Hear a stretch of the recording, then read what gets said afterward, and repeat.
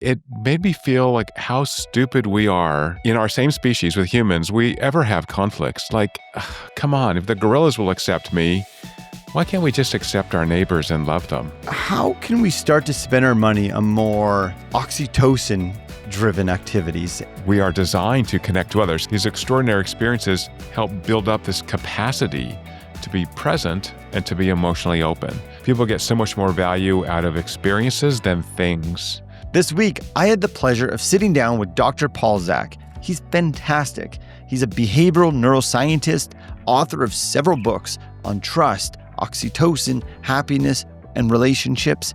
He's the pioneer researcher in oxytocin and why it matters so much in building strong social relationships.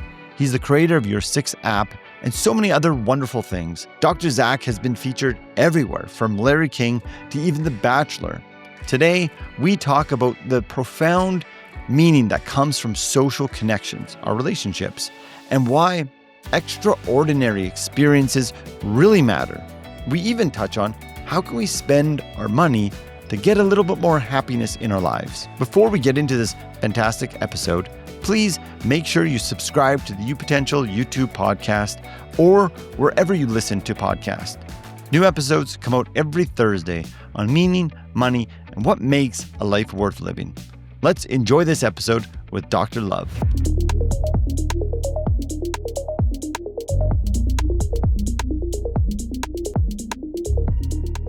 Zak, welcome to the show. Thank you so much, Shaun. I'm excited to have a conversation with you.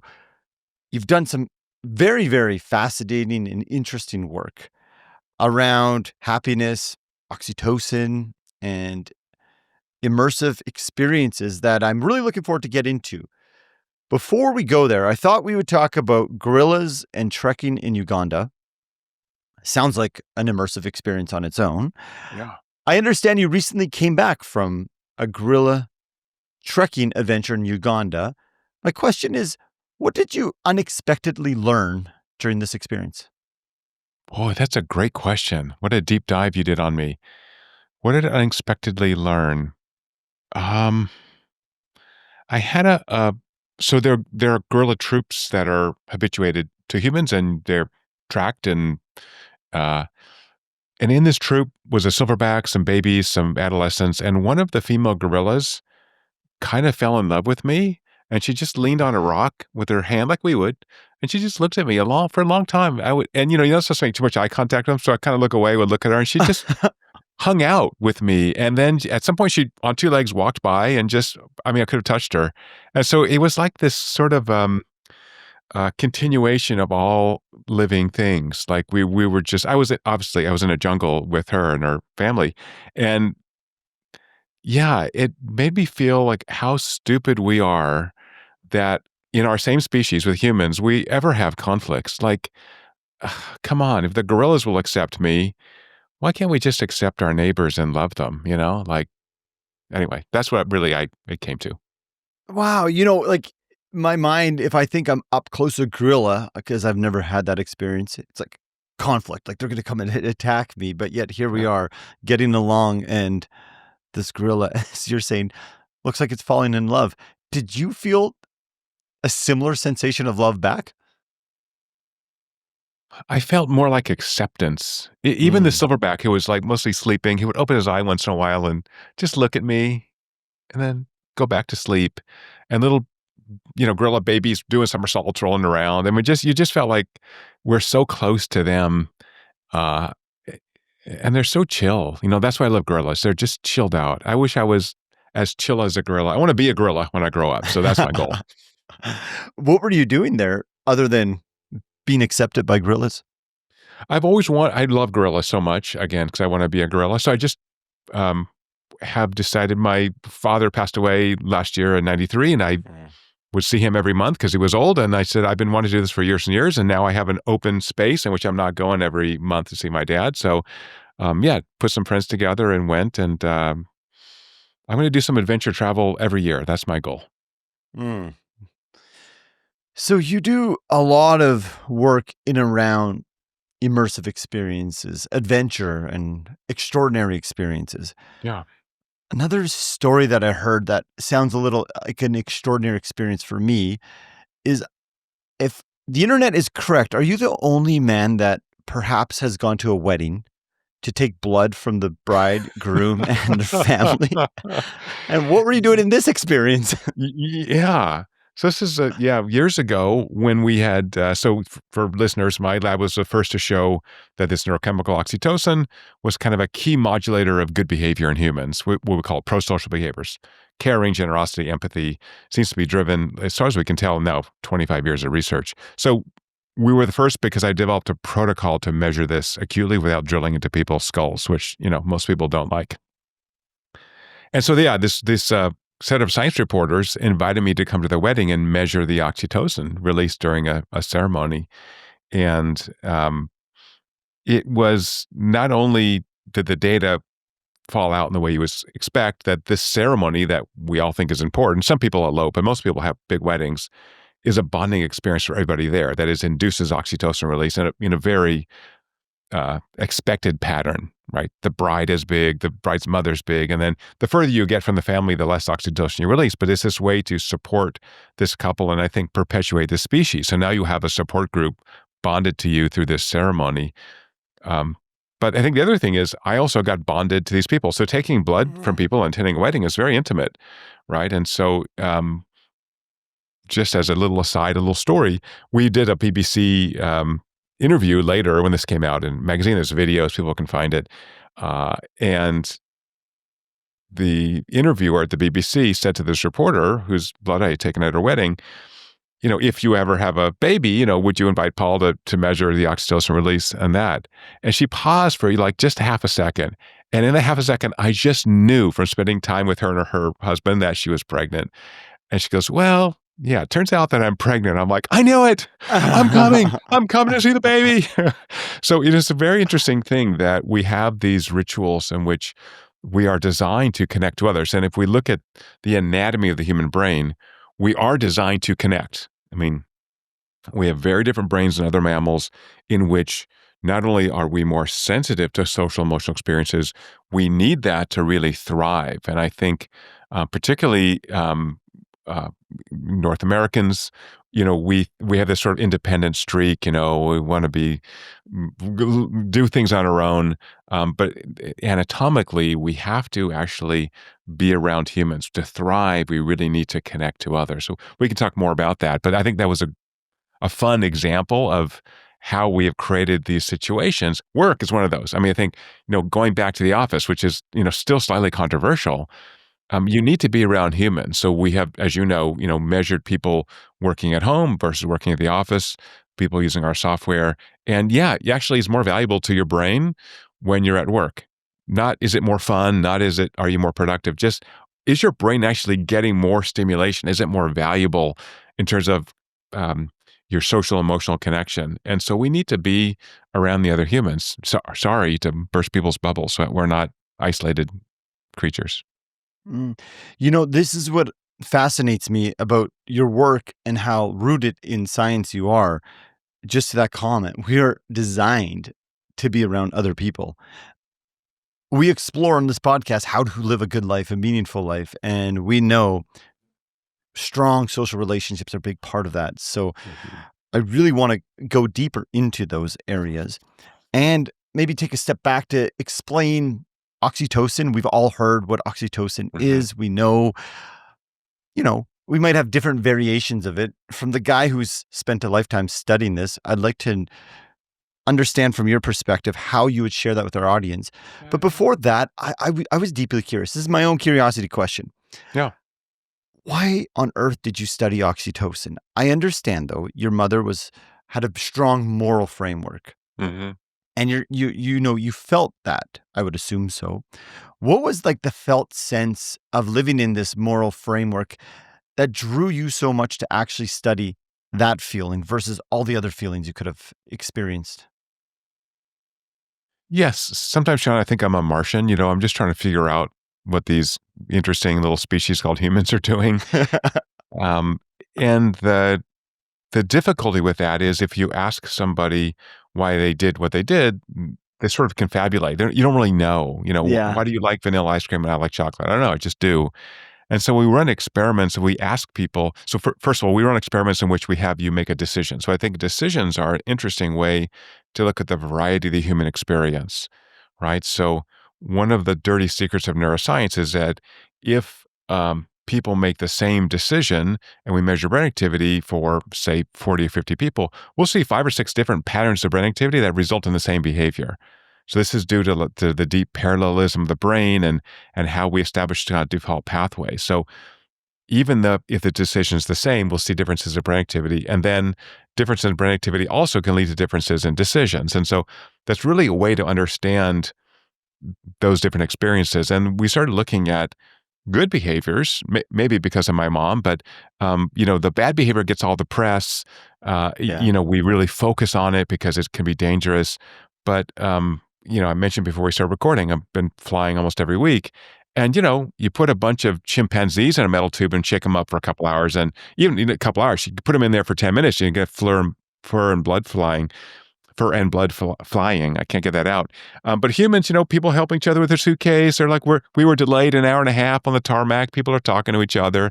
It's, we very naturally affiliate. And the question is why? And if you know the mechanism of the brain, then you know what promotes it or inhibits it. And now we actually get to something very interesting. So if I know what produces good behavior, I can look at the absence of that to understand why we see bad behaviors. So, for example, why do we see the majority of crime done by males under 30? Well, oxytocin, which increases empathy, is inhibited by high levels of testosterone, which is what men between 15 and 30 have. And so now we have a mechanism to ask these kinds of questions in a biological way as opposed to a accusatory way or a legal way, and really think about how we might direct the high energy that young men have in more productive ways. For example, if we want to reduce crime. That's really interesting. Am I getting this right? How you're looking at more so the biology way as opposed to kind of the behavioral or psychological way, being like, oh, you have a bad moral judgment here. Yeah, Instead, exactly. in biology is informing this. Right. So I'll give you one more concrete example, if I may. So we've been involved for 10 years in studying criminal psychopaths. So psychopaths classically lack empathy. They tend to reoffend at very high rates because they don't have that empathic break that we do. If I did something that hurt you, Shaun, I would feel terrible, right? That's what healthy humans do. They don't really have that. Now, psychopathology is in a continuum. Some of them have a little bit of it, but high degrees of psychopathology. So in several states in the U.S., if you are convicted of a crime, serve your sentence, but you're judged to have high levels of psychopathology by a clinician, you can have your liberty to free roam legally restricted for the rest of your life, potentially. We can say that you're going to be in a treatment facility, which is really just a jail, forever. Now, that's interesting because now humans make mistakes. It turns out that different people do this clinical evaluation differently. So we're working on an accurate biological indicator of your degree of psychopathology to identify, first of all, how you might treat people, but also if we're going to deprive you of your liberty, we should be super clear that this is an objective measure or as objective as possible. So hence the biology. Say my biology points to I have psychopath tendencies. Mm-hmm. Can I rewire that? Yeah, that's a great question. So a friend of mine who's a neuroscientist at UC Irvine named Jim Fallon, Fallon, you guys can find videos of Jim. So Jim discovered later in his life that he has all the hallmarks of being a psychopath. And Jim, who is a dear friend, is a wild man, super successful scientist. I wouldn't let him watch my kids. Mad scientist, right? Yeah, he was, and did really fundamental work in Alzheimer's, and was a very well-respected scientist, but just almost randomly, he's got the genes for it. He's got a lot of the behavioral traits.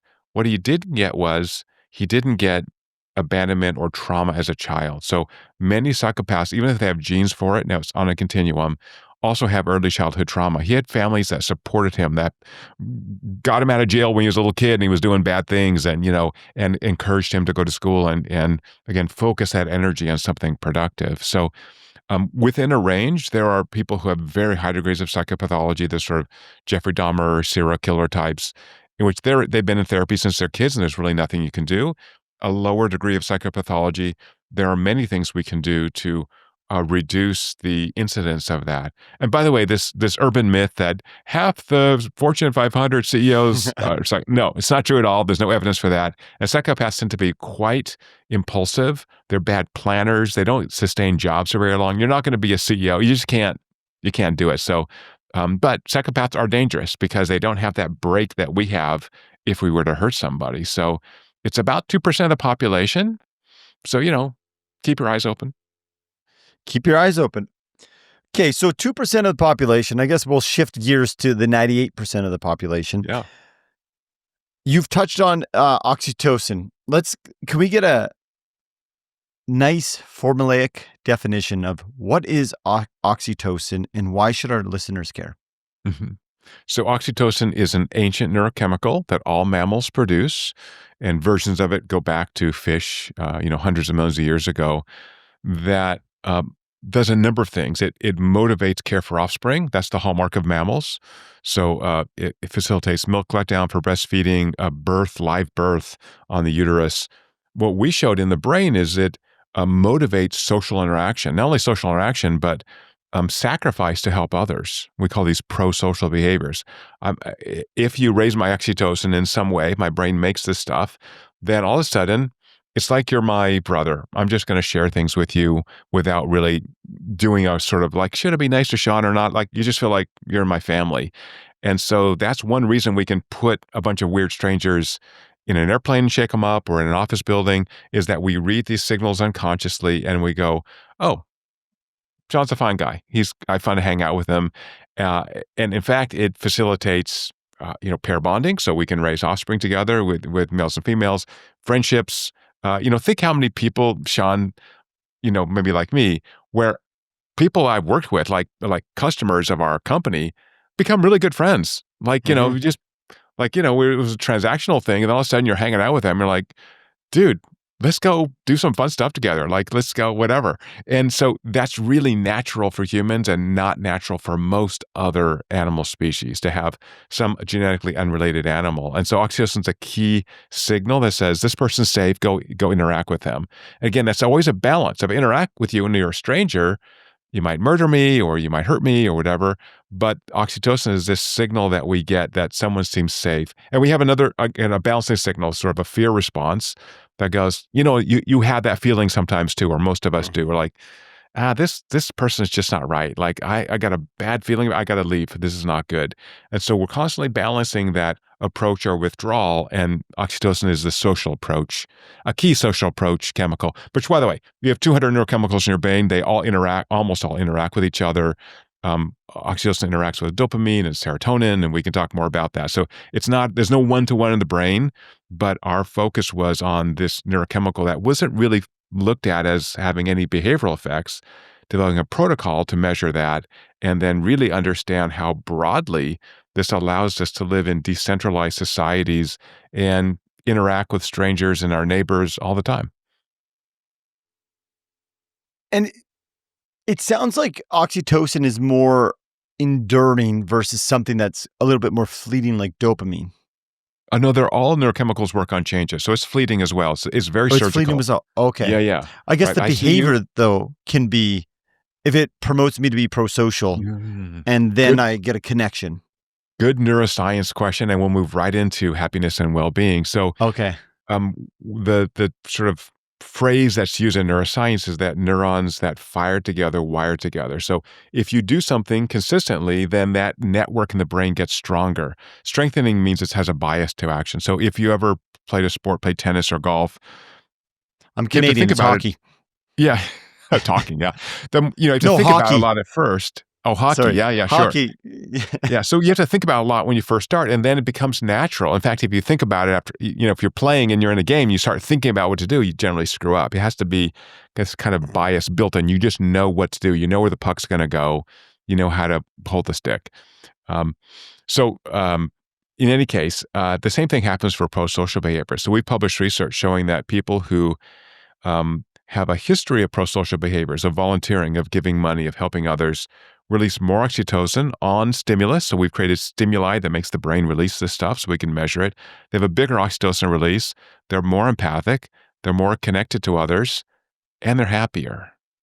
So I think the interesting paradox for listeners is that if you're the most selfish person ever, and you want to live a more connected, happier, healthier life, people who are more connected actually live healthier as well. You have to invest in relationships with other people. So if you're a selfish guy and you want to live longer, you got to actually have to be a prosocial, you have to invest in relationships. And I think that's very interesting and important. From your research, what have you seen are meaningful ways that people are investing in relationships where they really get that like lasting impact? Right. And I think we forget to do that. So my most recent book, The Little Book of Happiness, A Scientific Approach to Living Better, which is how we got connected, gives people ways to actually, scientifically valid ways to invest in those relationships.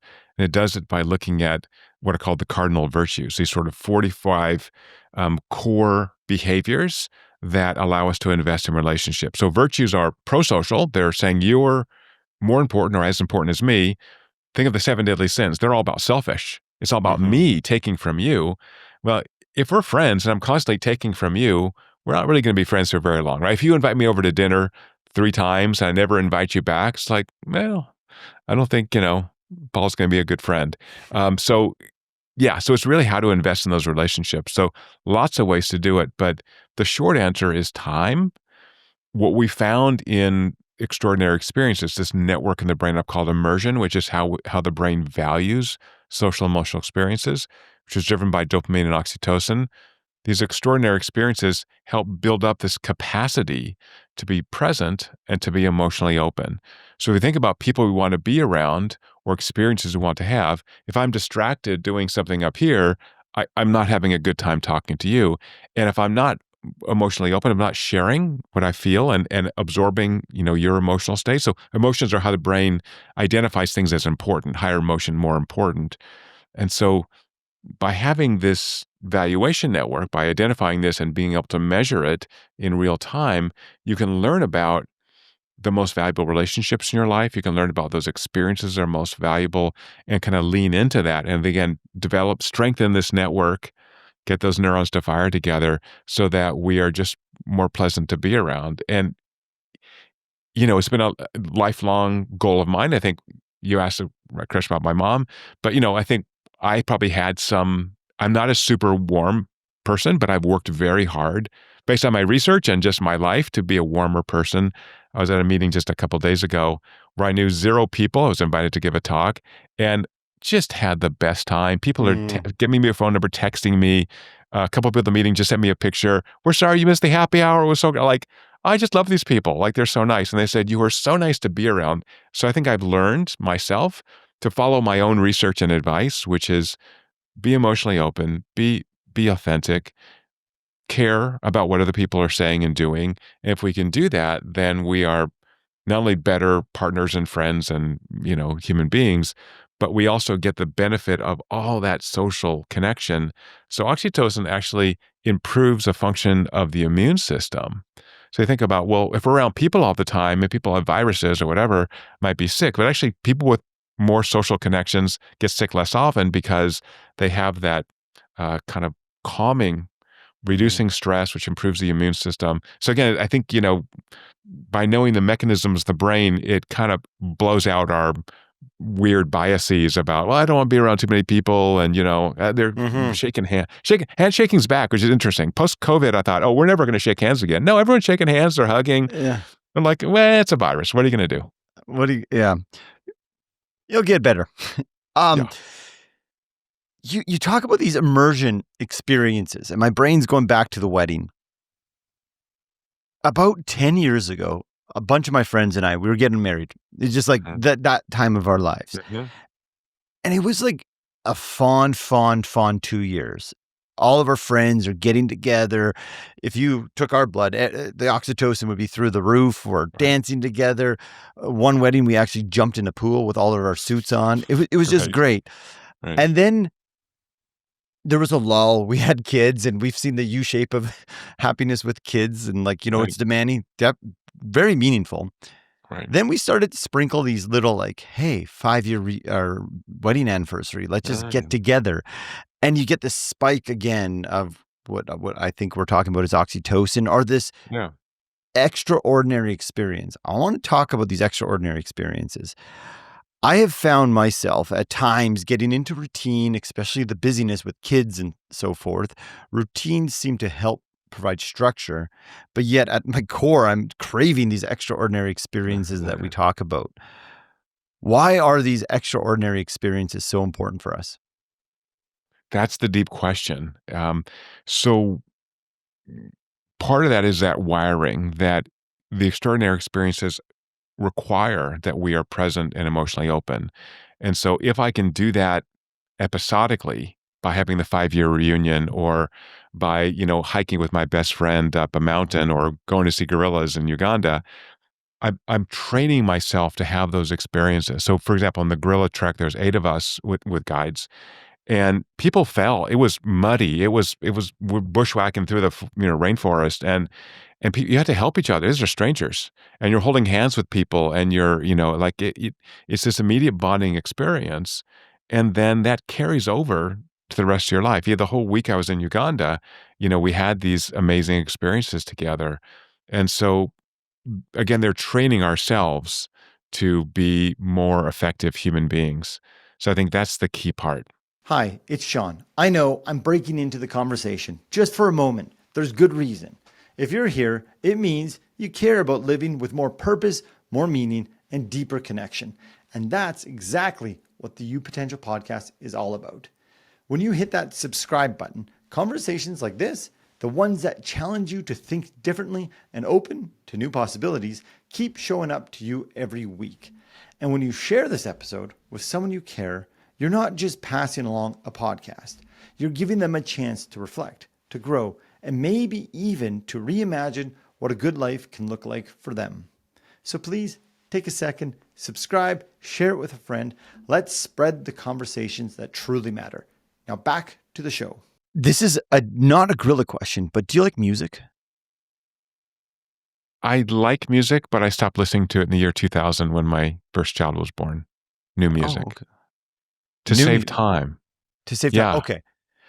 Are you a My question, musician? Yeah, go ahead. no, my Yeah. question comes from this holding hands and engaging with random people you don't know just makes me think of the experience at a live concert, this Mhm. collective effervescence that I don't know all these people around me, but I got Bruce Springsteen right there. When he's Yeah. singing to Born to Run, all of a sudden my arms around all these people. And I mean, check my oxytocin at that level and it's through the roof.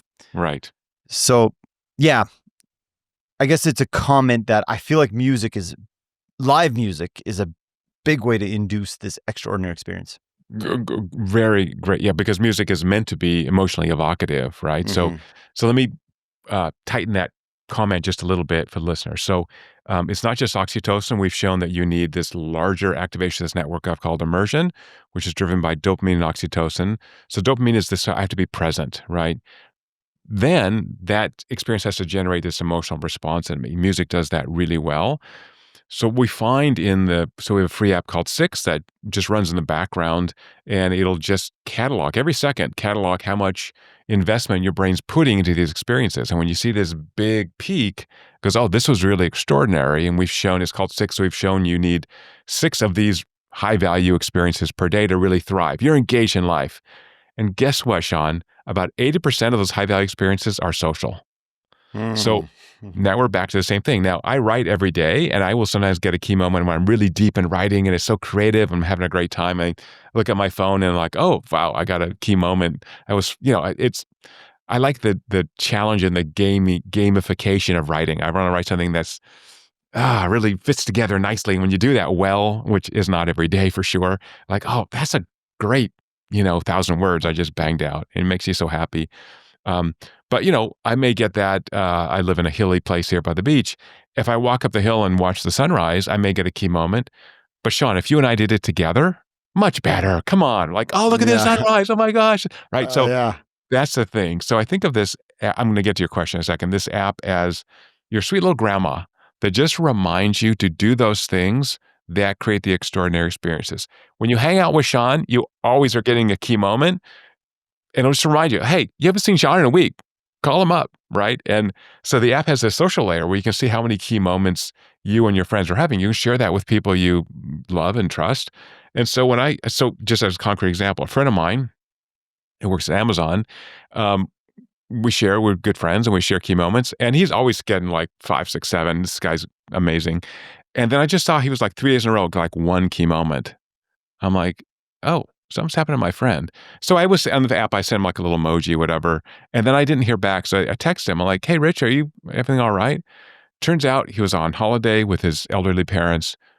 The mother fell off a bike, broke her arm, had to have surgery in Taiwan, flew back home. And she lives with him because she's very elderly. So he's taken off work. He's got to take care of his mom.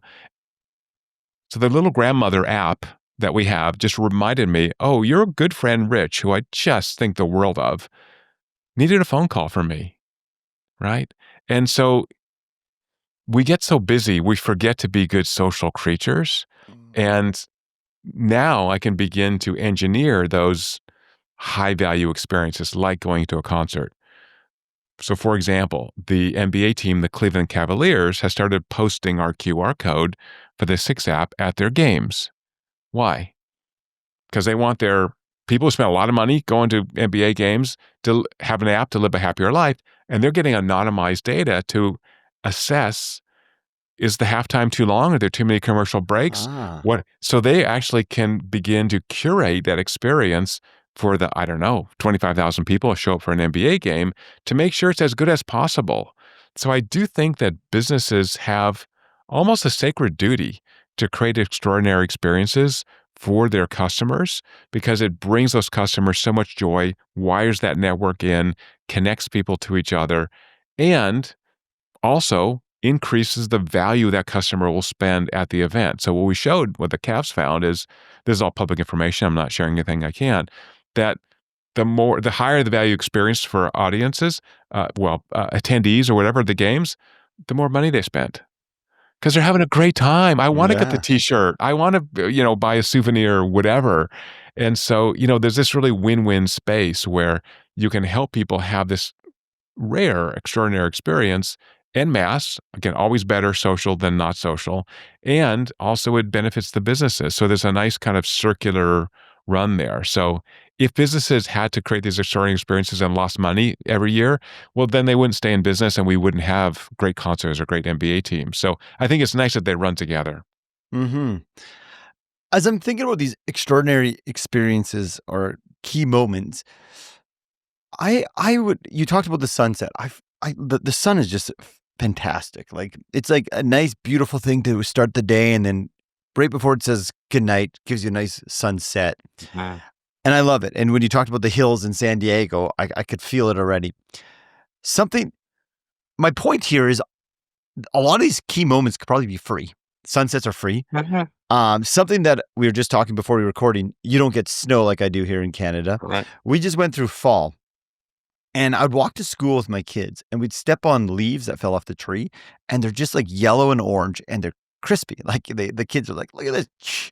And we're just sitting there and be like, man, like this tree just bloomed in the summer. Now the leaves are falling and we're just stepping on these crispy leaves. And if I had your app on, that would have been a key moment and it was free. Right. And it can be. I think nature gives us so much of this. I have a hot tub and I was sitting with my daughter a couple of years ago in the hot tub. By the way, great way to just have a 20-minute conversation with your, middle school kid who doesn't want to talk about anything because you're just going to relax and you're stuck there. I didn't force her to go in the hot tub with me. She likes to go in the hot tub. And it was a beautiful sunset. And I was saying, it's so weird that we just love these beautiful sunsets. And I wonder why. And, kids are so much smarter than adults. And she goes, Dad, it's because they're rare. So that's the kind of thing. Isn't that brilliant? Of course she's right. So I think these extraordinary experiences are rare. You can step on the leaves that crunch, but in a couple of days or a week, they're going to be gone, right? And so it's that rarity that makes it valuable. And so I think if we think about extraordinary experiences as special because they're rare, we still may want to engineer them in some ways, but I think the easiest way is, back to being, having coffee with a great friend. So I'm trying to do a weekly happy hour with my friends. Um, s- go to different breweries or whatever, and it just forces us to get together. And sometimes actually we'll prepare questions. Like, these are all really interesting, smart people who I don't know how they're going to respond. And I'm like, oh, like, here's some stuff I've thought about that I'd love to have my friends comment on. And Mm-hmm. sometimes I just show up and don't do anything. But, I'm really thinking about how do I make this experience for them and for me as good as possible. Hmm. Perhaps one of those conversations could be when you speak about rare. I'm curious your thoughts here. And this could be my way of dealing with the four seasons and the bitter cold winter here in Canada. Our summers, I can tell you they're rare. It's 2 months, Right. 2.5 months, and it Right. gets up to 30 degrees, so 90 degrees Fahrenheit. Right. We are taking full advantage of that day from like when the sun rises at 5 in the morning till it sets at 11. It's a long day. Would you hypothesize that people with four seasons can like get the chance to really experience that fleeting summer, for example? Or are we just delusional and we should just move to San Diego and experience it all year? That's a great idea. Let's see if I have any data. I think we've never tested that. It's testable, right? And Yeah. so because the brain works on contrasts, yeah, if you're in San Diego and it's, 75 every day, 75 Fahrenheit, um, you know, y- like I love it. It was all foggy this morning. It was fog is kind of Uh, romantic, and that was really, it's a nice change from just having the sun be up every day. So I'm guessing you're right, but it certainly is testable that if your weather changes and you have this little window of something, I think it's, kind of like, one of the beautiful and sad things about humans is that we die, but also life is fleeting. And so as you mhm, get older, I got gray hair, right? So as I get older, you really start thinking about optimizing your mm, time. Like, what am I really doing? Hence the gorilla trek, for example. mhm. Like, hey, I got to do this. I mean, I'm not that old, but I want to do stuff while I can, and who knows what's going to happen in the future. So I think we have to cherish each of those special moments. I want to go back to the business responsibility to create these moments with like and go back to the app. Before we go there, I'm really curious about time as well and the finitude of it. And I Yeah. like hearing from people who are further along in life's journey than I am. What have you learned about or using your time, say in the past 10 years that your earlier self didn't know? Mhm. I'm a big believer in the do not do list.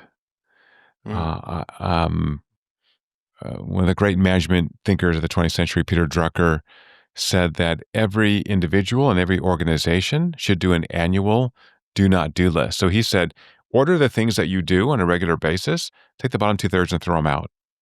Because the only way you can be really good at the remaining one-third is to not have your time wasted. So that's why when my children are born, I decided to stop watching all sports, to stop listening to new music. I have enough old music in my head that I can just, or Spotify, whatever. I just started saying no to things. I didn't want to sit and watch sports on TV for 3 hours and not spend 3 hours with my child. Right. mhm. And so I don't have Netflix. I purposefully say no to a lot of things that it forces me to then go and do more, hopefully high value experiences. And so I think that's the best way to think of that time. I do it hopefully in a nice way by having barriers for people who are busy in businesses. I have hidden emails. I have an assistant that knows kind of what to send to me and what not. So my public emails are a little bit. Public emails are curated essentially, and I have a speaking agent. I do a lot of public speaking, so I have an agent. Someone invites me to do something. Talk to my agent. He sets it all up. I don't have to say no to people. I can just be nice. And so I'm putting in these ways to optimize my time so I can be focused on the three things. I'm only good at three things, Shaun. So I'm just trying to, maintain that with my 14 remaining neurons. What are the three things? I think science is one of those. I think, my goal with the Six app, which is free, is to get 1 billion people on the planet to Mm, use it. So I'm on the road constantly talking about Six, giving talks on wellness. And the third is public speaking. So I haven't seen a stage yet I want to be on at this point in my life. And I love that people are interested in science enough to have someone out who can both, I think, entertain them, but also teach them something new, like you're doing now. Thank you for having me on. It's great that Hmm. anyone's interested what the nerds are doing, but I'm trying to translate that into something entertaining and also useful. Mm. Very, very interesting. I like hearing people's view on time. So I want to go back to the business's responsibility. Mhm. As we came out of COVID, work from home that you touched on was a thing. It was like, wait, should we ever go back to the office? We've touched on this, and it created a sense of isolation in a sense. We're on the precipice of AI that is radically changing how we do business. With your work around immersion and the need for social connection, how much more, if any at all, is the business responsibility to create key moments, I guess, critical for survival of a business, are part of the responsibility because we know that humans need that social connection? Yeah, I've been giving many talks, corporate talks about building sustainable organizations. And to be sustainable, the first thing is you still have humans who are creating value for the organization and for customers. So I need sustainable humans. And so I think we thought a lot about making sure people go home physically safe, but also it's important that they go home emotionally safe. If Mm, you're so beat up at work that you cannot engage with your family, you don't see your friends, that's not sustainable. You're going to drop out of the labor force or get a different job, right? So I think the key data points, I think the AI stuff is getting very interesting, but there's also some key data points that are affecting every middle income and higher country, which is we're all below replacement fertility. Almost all of us are below replacement fertility. Um, in the U.S., unemployment rate's at record lows, so we're not. There's no more people in the labor force, and in lots of countries, Canada too, immigration is getting very complicated. So we can't import more humans. So if you've got humans working for you, you should really invest in ensuring that they can sustain their own physical and emotional health, so they can continue to create value for the organization. So it's really gratifying for me, having spent 25 years building the Six app to help people build their emotional fitness, that large tech companies that I'm sure I'm NDA'd from mentioning, but that people would use every day, have understood that their employees are so valuable that they want to give them this additional benefit, which is a tool to measure and improve their emotional fitness. I call it emotional fitness because, again, you can help rewire your brain, and having that little nudge to see what you're enjoying is great. And by the way, people get tons of key moments at work, right? So I think sometimes we're sold this bill of goods that work is evil. What's the term in economics?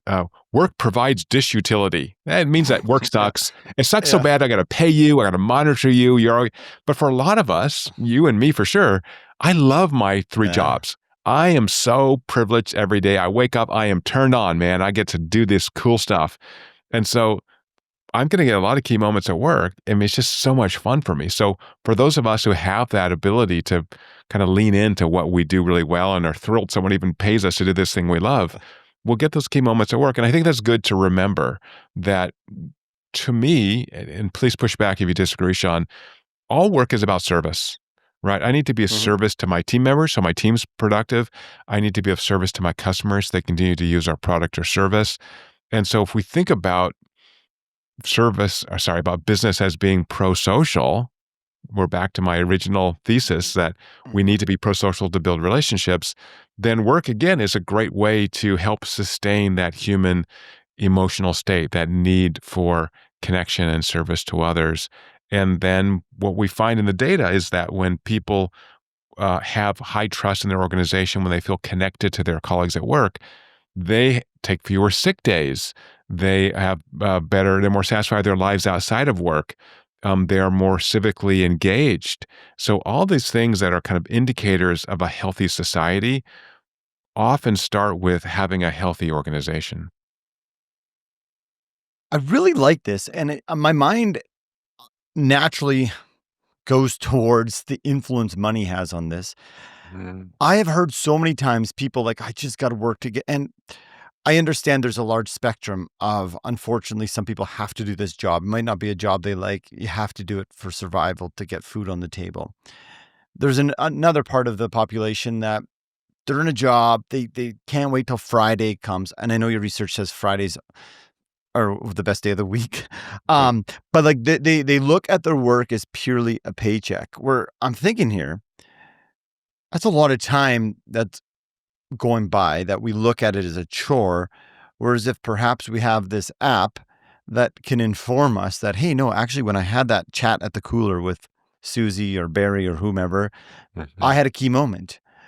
And it almost seems like this science and this wearable technology that you have can help us reorientate that, you know what, maybe I don't like my work, but I can get a lot of the domains or tenets from the science of happiness and well-being if I just start to look at it differently.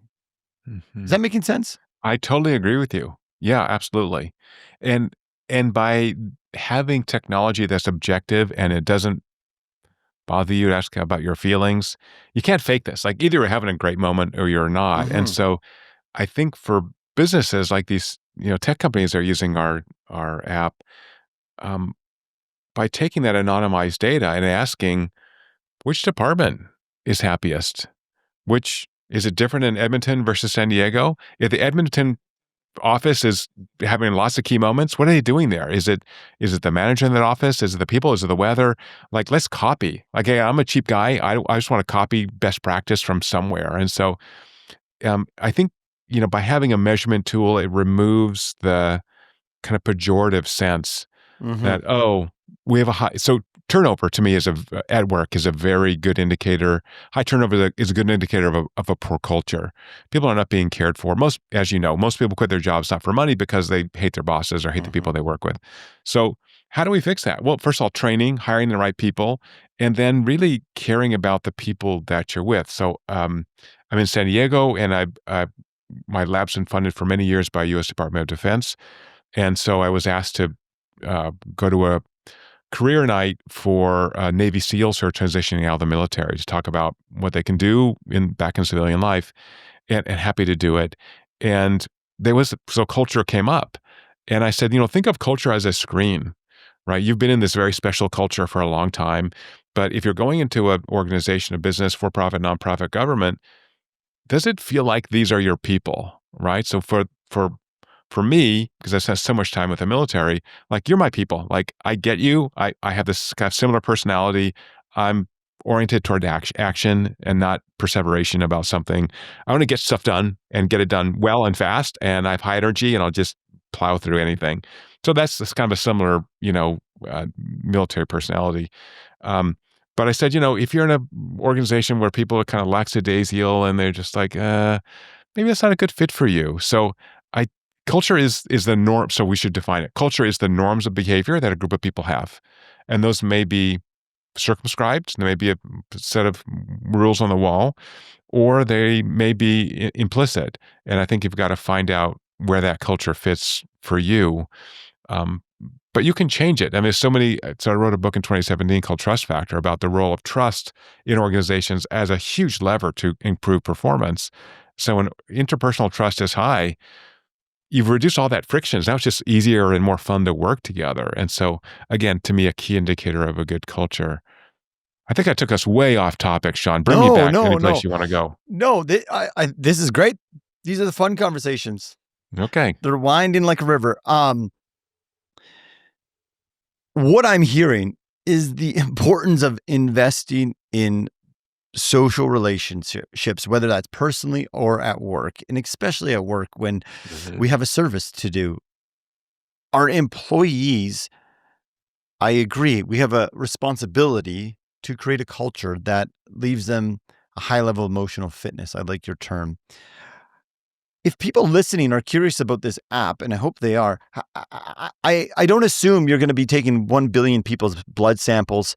How are you tracking this? Is it a wearable device connected to a watch? Yeah, so it's actually software. So it's an app that's free, and you get it at your6.com, then your and the number six. So what we did was once we found this valuation network I've called Immersion for social emotional experiences, that's wonderful, and it works perfectly in the lab with $100,000 machines. How do you scale that? So it's going to shock you, Shaun, but it turns out that your brain's connected to a body and they talk to each other. And one of the pathways to do that is through the cranial nerves. I think of this as the brain's output file. And so whatever's happening in the brain is being communicated to the body and vice versa. And so because we know the underlying neurochemicals that are part of this immersion network, we can manipulate those pharmacologically. So in short, you can pay people to take drugs in your lab. Shocking. And so we manipulated these two neurochemicals pharmacologically and then traced out the pathways. And then the quote magic of the technology is that some of these cranial nerves pass through the heart. And so if I take a time series of heart rate, I can transform that into the effects of dopamine and oxytocin on these very subtle acceleration, deceleration of the heart. And so that, that just took 15 years, no big deal. And then, wrote code so that we don't care what wearable you have, Apple Watch, Galaxy Watch, Whoop, or a Ring, and we can take that. They have open SDKs, they have open software kits, and we can then put that into an app in real time so you can see second by second the value of the experiences. And when we first started doing this, it was very clunky and hard. And then you realize to make this useful, it has to be as simple as possible. And then we looked at how much social emotional experience you need to really be engaged in life, to thrive, to have high mood, high energy. And the short answer is 6. I don't know why it's 6. It just is 6. 6 well-defined, these big, oh my God, this is the best moment. And people don't always know when they're having them, which is really interesting. So you learn a lot about yourself. So basically we're tracking the electrical activity induced by dopamine and oxytocin from the brain through the cranial nerves to the heart. And so we can use anything with a heart rate monitor and transform that data. So again, I'm a behavioral neuroscientist. All this was discovered by predicting people's behaviors, not by anchoring it to their feelings, because feelings are too fleeting and we're poor reporters of our underlying emotional states consciously, and brains are not set up to do that. And so this is a very strong behavioral prediction machine. But what is valued by the brain is what people do. And so if I value being at work, I'm going to put more energy into being at work. I'm going to be a better colleague. I'm going to be a better salesperson or a better, waiter. And so by knowing what you value the most, you can, again, we're back to the do not do list. You can choose not to do those things that are less valuable to you and do more things. Now, the interesting part of this is that the brain acclimates to those extraordinary experiences, right? So if I go on a second Uganda trek, probably also great because it'd be different. If I go on the 30th, probably not so great. So, you've actually got to thrive, stretch yourself so that you're exposing yourself to newer experiences. And these do happen at work, right? At work where things are moving pretty fast in our current world.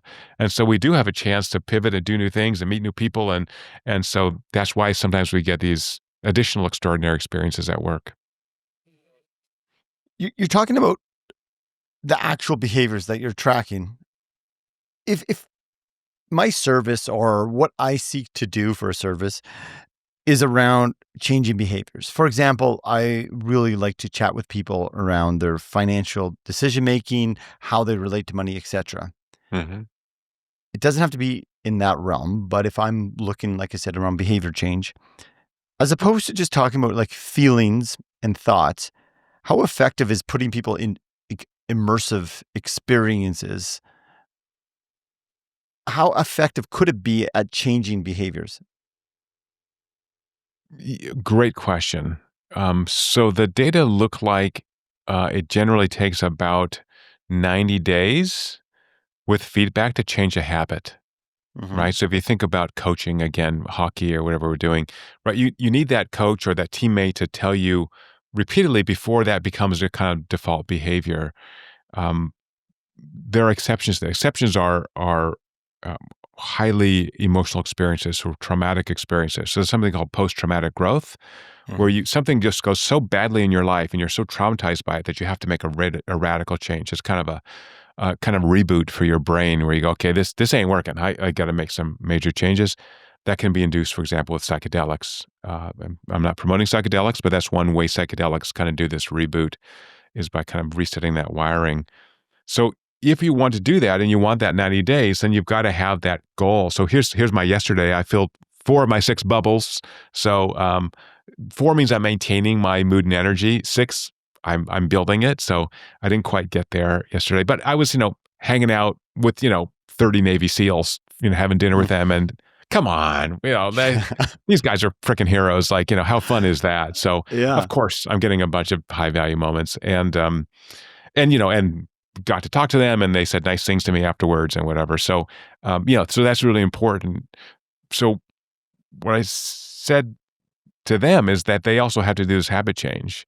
And so by using an app or a journal or something where you're kind of figuring out, what things really give me energy. And that's the way to think about this. I'm expending energy, but they give you energy. So just like physical fitness, you expend energy, but you gain energy, right? You're tired after you work out, and then half an hour later, you're like totally energized. Mm-hmm. So the brain's doing the same thing for emotional fitness. You're going to expend some energy. Like I'm putting energy into this conversation with you, Shaun, and need a little recovery period. And then I'm going to be energized. Like, wow, it was so fun. I hung out with Shaun for an hour. It was just awesome. Right. So we're training ourselves to be able to expand that energy and then recover and have more of it. So did I answer your question, or I just danced around it?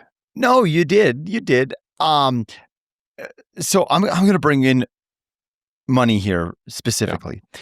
We spend a lot of our money on, you're the neuroscientist here, so I don't want to overstep, but dopamine inducing things like that quick fix, like I'm going to feel really good. I might not feel really good right now. I'm going to go shopping and buy something and it feels good. Mm-hmm. How can we start to spend our money on more oxytocin driven activities? And could that be something that we seek to do? Yeah, beautiful. I think this research over the last 10 years showing that people get so much more value out of experiences than things, right? So I think when we think about having extraordinary experiences, those are almost always social, right? I didn't go to Uganda by myself. I went with some friends, and it was so much, obviously. I could have gone by myself. There's no problem with that, but it's enhanced. And so I think if we apply the same thing to the way we spend money, which is really thinking about those rare experiences that could be free, sunrise, stepping on leaves, or I can engineer them. So my wife and I saw the Eagles at the Sphere in Las Vegas, this crazy experience. It was really expensive and really amazing. Just amazing. And the Eagles are super old, so they're not going to be around for a long time. So in any case, expending money on those experiences or just time, right? Taking a walk with your loved one on the beach or in the mountains, that's a time investment. And so I think when we think about spending money and improving our happiness and our well-being, the data look much more like social and experiences rather than things. Mm-hmm. So I'm trying to be a Buddhist in my life. I'm trying to be present and not be attached to things. So someone famous said, the more things you own, the more things own you. And my kids are now young adults, are out of the house. And so I'm really trying to focus on being here, being now, being open to anything, but not acquiring more stuff. I'm trying to get rid of all my stuff. What do you think getting rid of your stuff does to your overall levels of happiness or well-being? It's so freeing. You have no idea. Not doing yard work at a giant house, not being trapped by anything. I had lots of dogs. We had kids, and the last dog went. And so now I don't have to kennel the dog and go anywhere. Just that sense of lightness is so beautiful. Again, there's a period in which you need to acquire stuff. You have kids, you need all this stuff. And just to go, I can go to Uganda for 10 days. Just tell my work, do it when, just go. I got nothing holding me back. It's an amazing thing. So what I didn't want to do was wait till I was super old to do this. So I'm 63. So, I don't want to wait till I'm 80 to have these trips. Maybe I'm not. And as you can tell, I'm a very active, high energy person. So, skydiving and bungee jumping and zip line, I love all that stuff. So, anything that's going to be crazy fun, I'm just going to do it. And then you bring your friends and it's just weird and wild. Sounds great. So I know that scientists like yourself often, you want to give the proper answer, not the proper, like the scientific one. This is more so for you. I'm curious. You said you're 63. What What has changed, if anything at all, on lessons that you've learned from money, not how to invest, just lessons Mhm. about money that you at 63 didn't know, say, at 33? Yeah, I mean, it's a big question. I think the most important thing for anyone to know about money is the absolute magic of compounding. Save early. I don't care how you save. Put in an index fund. Uh, anything that's going to grow faster than inflation. Um, because I'm inherently kind of a cheap person, I've always saved. As a child, I saved. I mean, it's just a magical thing. Uh, and then once you have the ability to make decisions, uh, you have enough money to make those decisions, to make those expenditures meaningful. So I think that's the difference. Um, we've shown in research that's at a scientific journal now that financial decision making is improved under moderate stress. So when you're poor, you're struggling, not poor, but when you're struggling, you start your career and you have kids, and you know, um, when stress is too low, then you don't actually engage the cognitive resources. So we measured this physiologically. And when stress is too high, you're overwhelmed. You can't make good decisions. Mhm. So it's actually you need a little bit of pressure, something you have to do this thing right. And so I think when you start out in your career and you don't have a lot of money, you got a family, you're kind of stressed, and you got to kind of be smart in those. Hopefully, be smart in those decisions. So I'm a pro stress guy. Moderate stress, good. Challenge stress. All these extraordinary experiences are challenging. Uganda was really challenging. We hiked for 4 hours to get to these gorillas. Like I said, it was really rigorous. People, got hurt minorly, and I got cut up on my arm. I mean, it was like things were happening, but great experience. If we hike 10 minutes to a zoo and they let us sit next to the gorillas, that's not, it'd still be great. I love gorillas, so I still would enjoy Yeah. it. So that a little bit of suffering, that little bit of stress, that pressure, I think we want to lean into that. So I think it's not so bad to be struggling a little bit and to have hopefully the ability to overcome that suffering, learn about yourself, and maybe make better decisions involving money and your relationship with it. You speak about you've talked about that stress before in the conversation. I listening to you in preparation for today. You've talked about that little bit of stress. One more hindsight question, because I love Mhm. hindsight questions from people.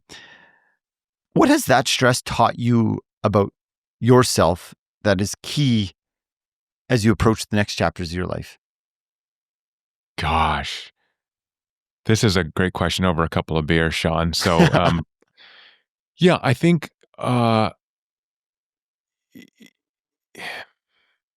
I think I was much too hard on myself when I was younger.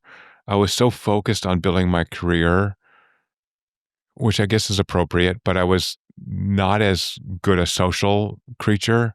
I think I was difficult to live with for my wife. I think I was too driven.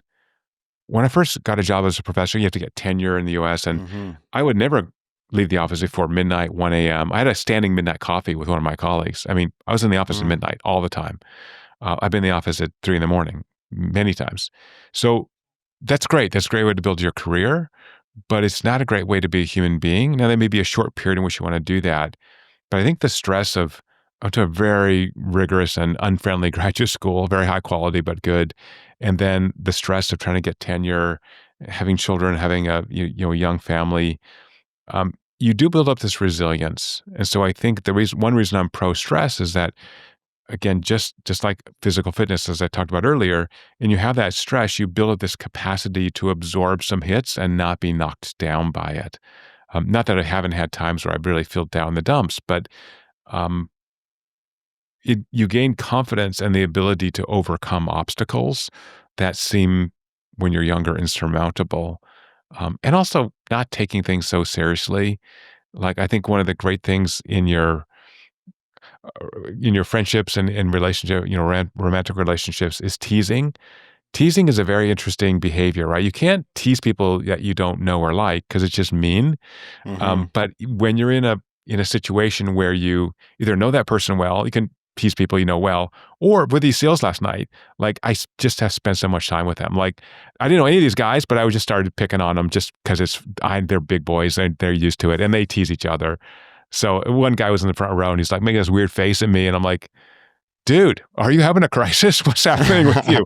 I can't even go on talking because he goes, no, I'm trying to read your name tag. I'm like, okay, I can just read my name for you. Why are you making weird faces at me? Everyone's laughing. We're having a good time.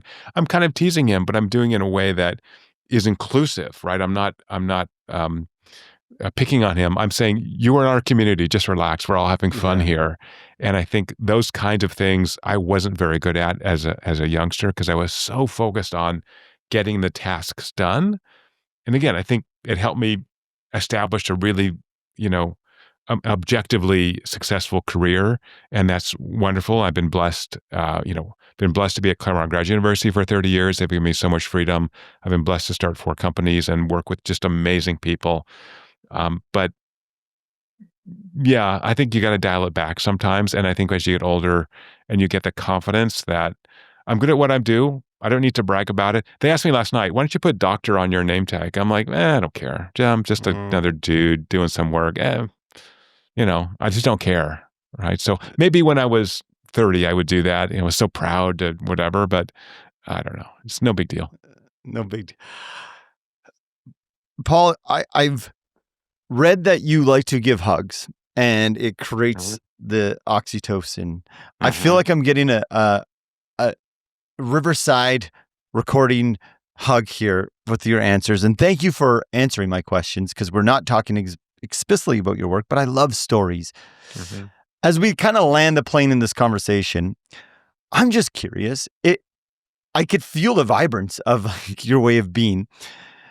If you had to name the chapter of your journey you are right now that you just described, what would the name of that chapter be? Oh, gosh, that's a good question. You're good at this, man. I think the chapter would be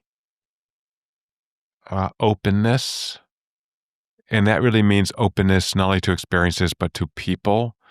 I have nothing to hide. I'm very interested in others. I feel this deep sense of connection and kinship and love for people around me.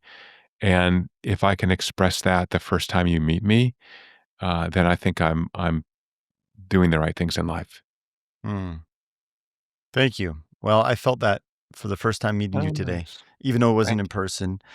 I know with my staff, we are going to download this app. I think it's wonderful. It's free. I have a final question that we ask everyone. Before that, are there any pieces that you feel like we should tie up and conclude specifically on the work that you're doing that you feel like, hey, I want to share this with our audience?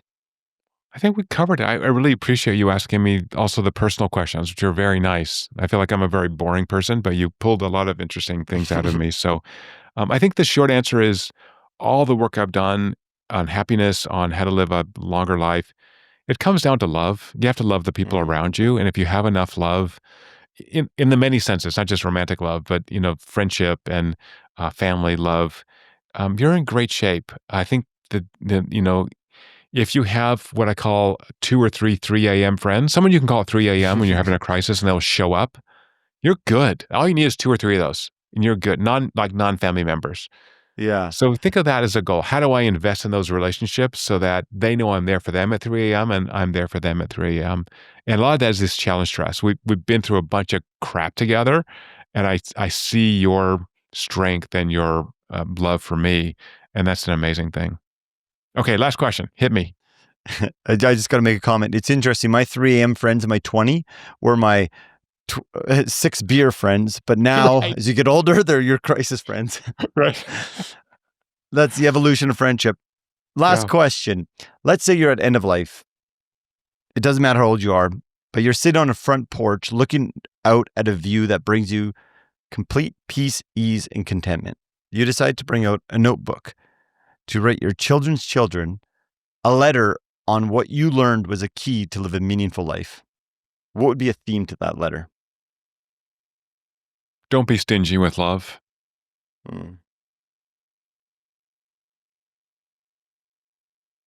That's it. Thank you. I really appreciate it. Paul, you're a busy guy. Thank you for spending this time with me. For listeners, we'll include your website. Right. Anything else? The app, how do we get the app? The App Store, I assume?